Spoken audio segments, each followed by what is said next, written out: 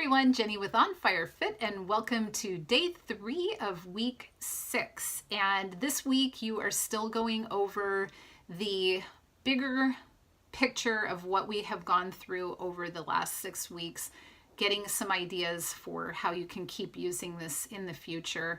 Maybe journaling would be great because journaling really starts to seal your thoughts.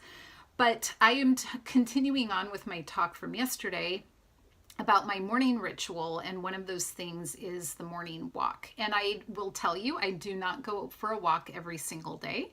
There are some days that I am a little bit longer in Bible reading or praying or something. There are days that I go to work and I'm up at 4 and I'm out the door at 5 and I don't go for a walk. I do try to go to the gym at that time, but my whole drive up to work, and the way that I do it is because the drive time is so much worse during rush hour, I use the drive time to pray, take me up to the gym, work out. During my workout, I'll usually read some devotion and then get to work. And my work is not close to home, so this helps cut off some of that commute time, but I spend my time in prayer during that drive. But on my days that I do go for a walk, I tend to walk, and a lot of times my mind will want to get scattered.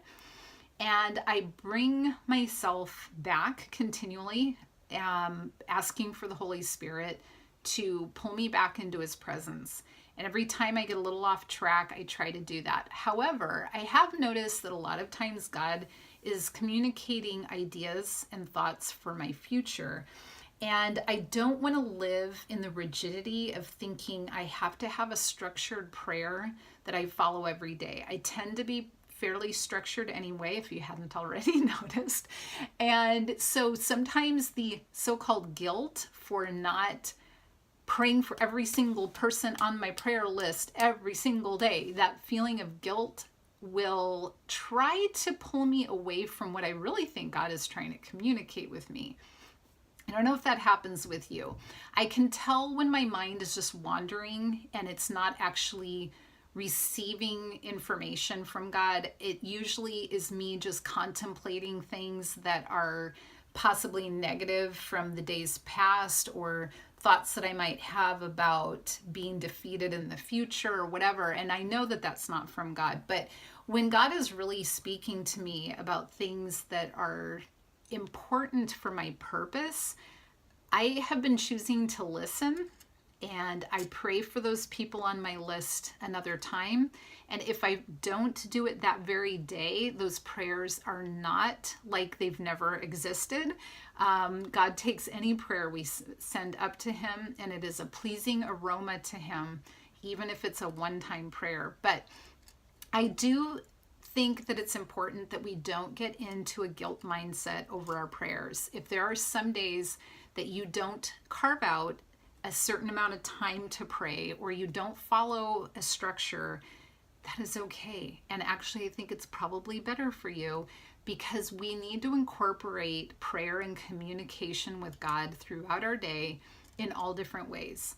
I've noticed that throughout the day or during my prayer time, someone's name will pop into my head. And instead of just dismissing it, I will pray for that person, whether I know if they have an issue or a need anyway.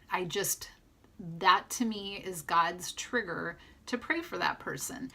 So what I'm trying to say to you, that I encourage you, set aside some time if you can. If every day it doesn't work, have God and His wanting to communicate with you start to infiltrate your day.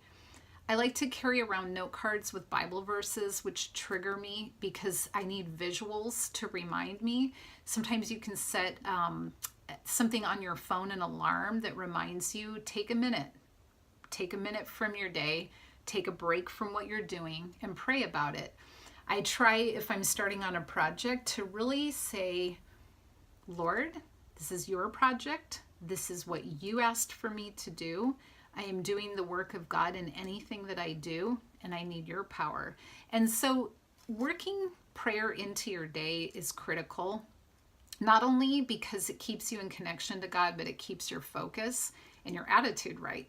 So that is one of the things that I do. We'll talk a little bit more about some of the other things that I do, but I hope that that helps you. Like I said, don't use my ideas as a rigid goal for yourself, but maybe a way to incorporate into your life some things that maybe you haven't thought of. So, okay, go ahead and live on fire.